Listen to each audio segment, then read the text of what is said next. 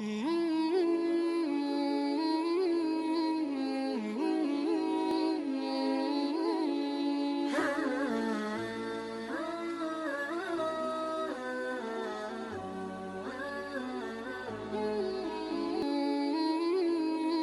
اللہ و ملائکتہ یصلون علی النبی یا ایھاالذین آمنوا صلوا علیہ وسلموا تسلیما۔ ناظرین، سالار ڈیجیٹل کی ربیع الاول سیریز میں آپ سب کا تہہ دل سے خیر مقدم ہے۔ ہمارے ساتھ موجود ہیں ہمارے خاص مہمان ڈاکٹر ظفر اللہ خان۔ یہ ایک ٹیکسٹائل انجینئر ہیں، کاسمک ہیلنگ میں ڈاکٹریٹ رکھتے ہیں اور یہ فاؤنڈر ہیں سنٹ کبیر اکیڈمی کی۔ ڈاکٹر صاحب، شو میں آپ کا خیر مقدم ہے۔ شکریہ۔ آج آپ حضور اکرم صلی اللہ علیہ وسلم کی کس خصوص اسپیکٹ پہ بات کرنا چاہیں گی؟ آج جو موضوع ہے وہ ہوگا اخلاق پہ۔ کہنے کی ضرورت ہی نہیں، اخلاق کے موضوع پہ کوئی بات اور ہو ہی نہیں سکتی، کیونکہ سب سے بڑے جو سروے کر کے نکلی ہے، سالوں سے نمبر 1 پوزیشن پہ آئی ہوئی ہستی اخلاق اور سارے اصولوں میں نمبر 1 رہے ہیں، مائیکل ہرٹز کی بک جو ساری دنیا میں مانی جاتی ہے، اور میرے خیال سے ہسٹری کی ساری ہستیوں سے پہلے سے 1400 سال سے لیا گیا ہے، اس میں نمبر 1 پہ آئے ہوئے ہستی ہیں رسول خدا صلی اللہ علیہ وسلم۔ تو اس بارے میں تو اخلاق ہم نے کل شاید علم پہ کیا تھا گفتگو، آج ہم کریں گے اخلاق پہ۔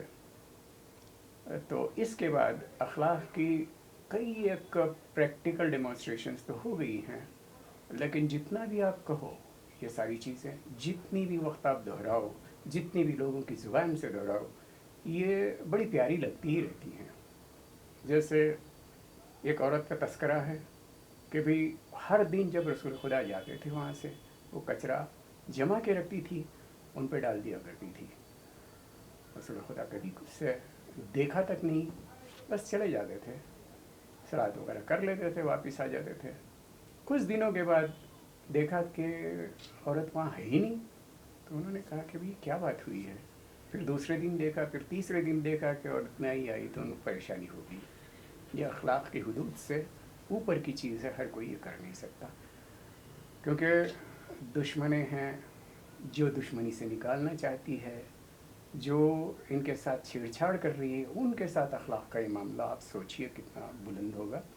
وہ فوراً گئے، لوگوں سے پوچھا، بھئی ایک عورت یہاں کھڑی رہتی تھی اور وہ ہمیشہ جو بھی کرتی تھی، تو آج کیوں نہیں آئی؟ تو لوگوں نے بتایا کہ شاید وہ بیمار ہیں۔ فوراً وہ چلے گئے اور مزاج پرسی کی تو دیکھا کہ بھی وہ سچ مچ بیمار ہیں۔ وہ بیٹھے، اسے جو بھی کہنا تھا، جو بھی کرنا تھا، اپنا ہاتھ لگایا، تو وہ بڑی پریشان ہوگی، جس ہستی کے ساتھ میں نے اتنی بدماشیاں کی، کچرا تک ان پہ ڈال دیا، وہ میرے پاس آئی ہے آج، اور وہ علالت پوچھ رہے ہیں اور مزاج پرسی کر رہے ہیں، تو آپ سوچئے کتنے بلند اخلاق تھے۔ اسی طرح سے ایسے کئی حادثے ہوئے ہیں۔ ایک دفعہ ایک بدھو کو کسی نے شرارت کے لیے بھیج دیا تھا مسجد کی طرف، اور فوراً آیا دوڑتے ہوئے، مسجد میں دیکھا کوئی نہیں دکھائی دیا، وہ رسول خدا اپنے ساتھیوں کے ساتھ بات چیت کر رہے تھے، بیٹھ کے انہیں پیشاب کر دیا۔ سب پریشان ہو گئے، سب غصے میں آ گئے۔ اللہ کے رسول خدا نے روک دیا، وہ غصہ کرنا نہیں ہے، رہنے دو، جو ہو گیا وہ ہو گیا۔ پھر خود گئے، پانی لے آئے، پانی لا کے صاف کر دیا، تو بڑا تعجب ہوا اس آدمی کو بھی، وہ دیکھ رہا تھا کہ کیا ہوگا، اور یہ دیکھنے کے بعد وہ اپنے گاؤں گیا، گاؤں جا کے اس نے ساری اپنی جو حالت ہوئی تھی وہ بیان کر دیا، تو گاؤں کے سارے لوگوں کو بہت اچھا لگا کہ ایسا انسان جو ان کی عبادت گاہ میں بھی اتنی گندگی کرنے کے باوجود کچھ نہیں کیا۔ تو اس کے بارے میں ہم شاید غلط سوچ رہے ہیں کہ سارا گاؤں آیا اور اسی وقت کہہ دیا کہ ہم یا رسول اللہ اسلام قبول کرنا چاہتے ہیں۔ تو ایسے کئی ہیں واقعات، ان کی زندگی کا ہر پہلو اسی سے بھرا پڑا ہے کہ بھی کیا کریں کیا نہیں کریں. اور اس طرح سے بہت سارے واقعات ہیں. آپ اگر بیٹھو سالوں سال نکل جائیں گے, اس ہستی کے واقعات کم نہیں ہوں گے. یہ بھی صحیح ہے ڈاکٹر صاحب کہ تقریباً 1440 سال سے لوگ سنتے آ رہے ہیں یہ واقعات. جی آپ کی اخلاق کا تذکرہ ہوتا رہا ہے جی جی اور اب تک لوگوں کو وہ شوق برقرار ہے. 100%. جب بھی حضور کے بارے میں کوئی بات چیت ہو تو لوگ شوق سے سنتے ہیں, اطمینان سے سنتے ہیں. یہ اپنے آپ میں ایک بہت بڑی بات ہے. صحیح ہے. ڈاکٹر صاحب یہ بتائیے کہ آپ کی زندگی کے کئی پہلو ہیں. As a religious leader generally ہم نے دیکھا ہے کہ لوگ کافی اسٹریٹ فیس ہوتے ہیں, جو میسیج انہیں کنوے کرنا ہوتا ہے صرف وہی کرتے ہیں, ڈیویشن وغیرہ کچھ نہیں ہوتا ہے. لیکن کچھ واقعات حضور کی زندگی کے ایسے بھی ہیں جس میں انہوں نے ہیومر کو بھی اپنایا ہے.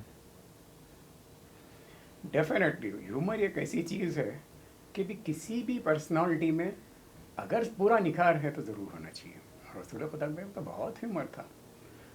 یہ ایک واقعہ مجھے بھی یاد آتا تھا کہ بھئی ایک دن سرکار جا رہے تھے, راستے میں کچھ احباب آئے, ان کو دعوت دی کہ بھی کل آپ کی ضیافت ہے, آئیے گھر پہ. سرکار نے کہا میں اکیلا نہیں آؤں گا. وہ تھے پریشان ہو گئے کہ بھائی اکیلے نہیں آئیں گے مطلب کیا ہے. تو کہ بھائی ہماری بیوی صاحبہ بھی ہیں ہمارے ساتھ, ان کو بھی لے آئیں گے. تو انہوں نے کہا ہنس کے, سرکار آپ مطلب آپ کی بیوی صاحبہ کے ساتھ ہی ہیں. تو وہ جیسے ہی گھر پہنچے تو سارا واقعہ عائشہ رضی اللہ عنہا کو کہا کہ بھئی اس طرح سے ہوا, دیکھو آپ کو ہم نے چھوڑا نہیں ہے, آپ کو بھی ساتھ لے جا رہے ہیں. تو یہ سرکار کے مزاج میں تھا کہ بھئی ہنستے ہنستے بڑی بڑی چیزیں بول جاتے تھے. وہی تو آج ہم کو کام آ رہی ہیں. اگر ہم تھوڑا سا ان پہ نظر ثانی کر لیں اور اپنی زندگی میں وہ ڈھال لیں تو آئی ٹیل یو تو گل و گلزار ہو جائیں سب کی زندگی انشاءاللہ. نہ صرف میں مسلمانوں کی بات کر رہا ہوں, سب کی بات کر رہا ہوں, چاہے وہ مسلمان ہو, چاہے ہندو ہو, چاہے کرسچن ہو, کوئی بھی ہو. اگر سرکار کی زندگی پہ نظر ثانی کر لے اور وہ اعمال کی حدود میں گھس جائے تو آئی ٹیل یو فینٹاسٹک ہو جائے سب کی زندگی, اور بڑا امن سکون سے سب جی سکے. پھر ایک دوسرا واقعہ بھی ہے, اونٹ والا واقعہ. ہاں جی وہ تو کافی مشہور ہے, کا بڑا مشہور ہے. اونٹ کا بھی کہ بھی جب بھی اونٹ وغیرہ دیکھتے تھے کہ بھی دبلا پتلا ہے تو اونٹ والے کو بلا کے کہتے تھے کہ کچھ کھلاتے نہیں آپ, کھلایا کرو, اس کی بھی زندگی ہے. تو اینیملز کے جو ہیں وہ سب سے پہلے شاید لیڈر تھے جو اس کو سامنے لائے, اور اس طرح سے عورتوں کے حقوق کے لیے انہوں نے بڑی محنت کی. کئی لوگ تو باندیوں وغیرہ کا کچھ کہتے ہیں, لیکن وہ تو ایک پروسیس تھا. کسی کے پاس بھی 40 باندیاں ہیں, 200 باندیاں ہیں, 100 باندیاں, ایک دم سے آپ نکال دو تو کوئی نکالے گا نہیں. تو سرکار نے یہی کیا کہ بھئی دھیرے دھیرے اس کو اپنے حدود میں لیا.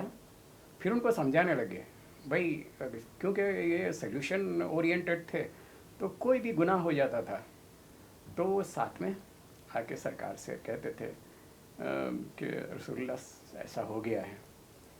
تو سرکار کہتے تھے کہ بھئی ایک کام کرو, اتنے باندیوں کو, اتنے غلاموں کو آزاد کر دو, آپ کے گناہ معاف ہو جائیں گے.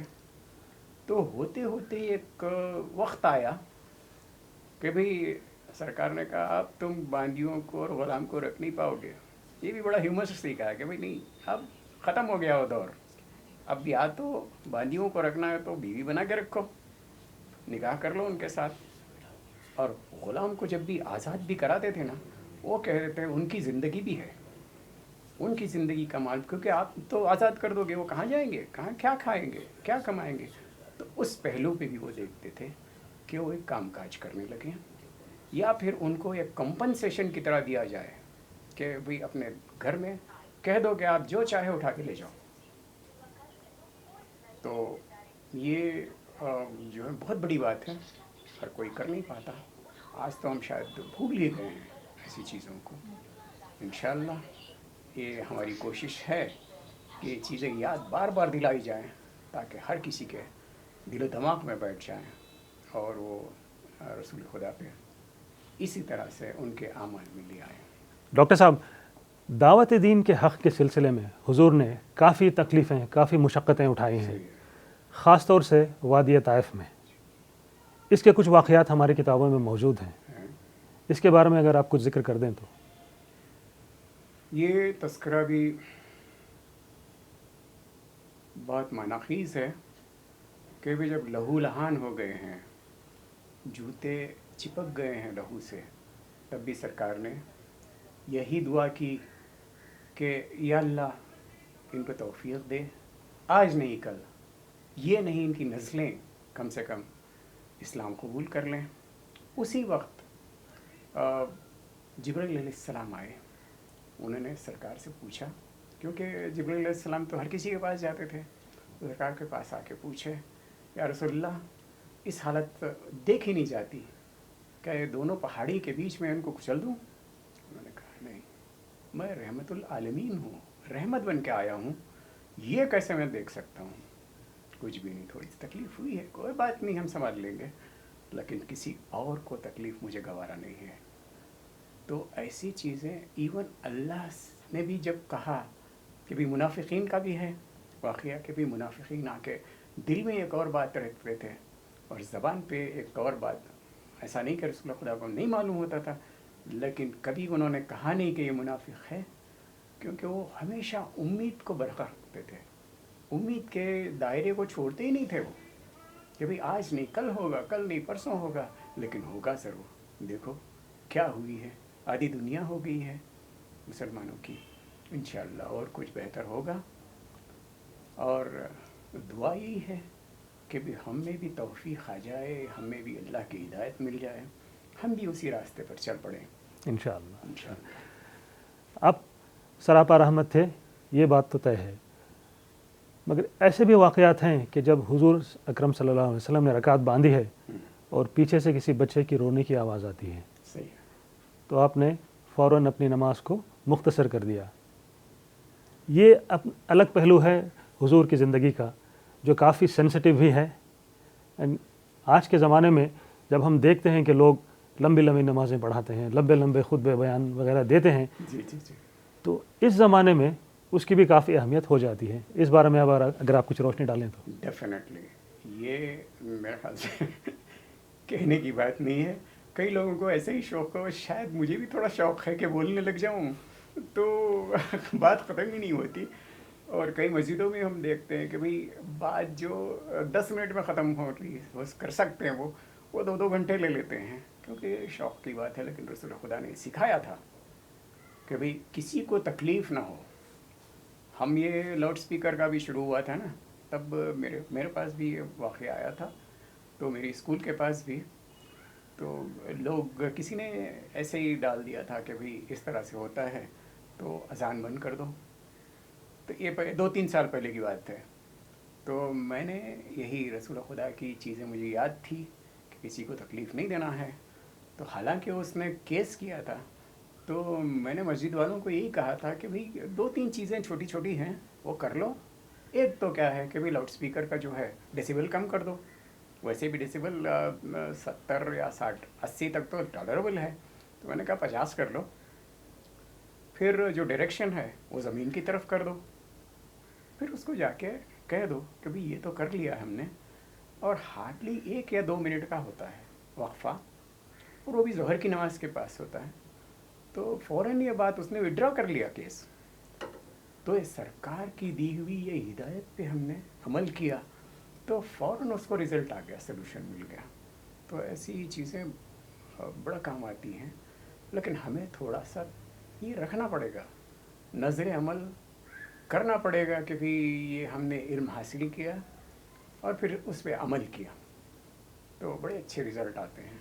اسی کو تو میں بار بار یہی کہتا ہوں کہ سلوشن اورینٹڈ اگر ہے پرسنالٹی تو سرکار دو عالم کی ہے۔ ناظرین، یہ گفتگو جاری رہے گی، ملتے ہیں کل ایک نئے مہمان کے ساتھ اگلے ایپیسوڈ میں، تب تک کے لیے اپنے دوست اور ہوسٹ جمیل احمد کو اجازت دیجیے۔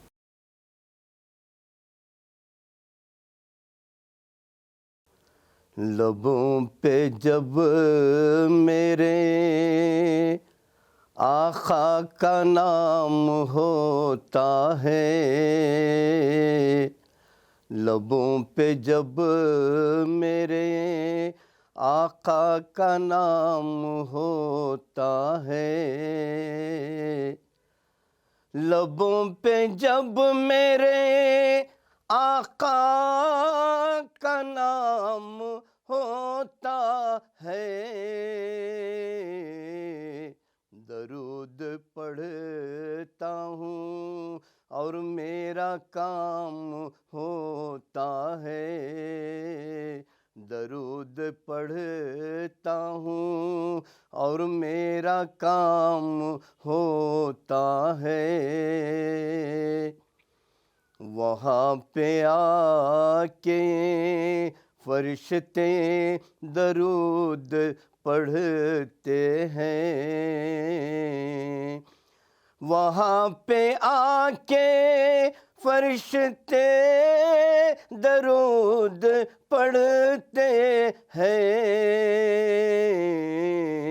جہاں پہ ذکر نبی صبح و شام ہوتا ہے، جہاں پہ ذکر نبی صبح و شام ہوتا ہے، لبوں پہ جب میرے آقا کا نام ہوتا ہے، وقت قرآن میں نمازوں میں عرش پر ہی نہیں، فقط قرآن میں نمازوں میں عرش پر ہی نہیں، میرے نبی کا عزا میں بھی نام ہوتا ہے، میرے نبی کا عزا میں بھی نام ہوتا ہے، درود پڑھتا ہوں اور میرا کام ہوتا ہے، رسول پاک کی تعریف جو بھی کرتے ہیں، رسول پاک کی تعریف جو بھی کرتے ہیں، کہ دو جہان میں ان کا ہی نام ہوتا ہے، کہ دو جہان میں ان کا ہی نام ہوتا ہے، خبر نہیں ہے زمانے کو اس کی اے دانش، خبر نہیں ہے زمانے کو اس کی اے دانش، ہمارے دل میں نبی کا مقام ہوتا ہے، ہمارے دل میں نبی کا مقام ہوتا ہے، درود پڑھتا ہوں اور میرا کام ہوتا ہے، لبوں پہ جب میرے آقا کا نام ہوتا ہے، درود پڑھتا ہوں اور میرا کام ہوتا ہے۔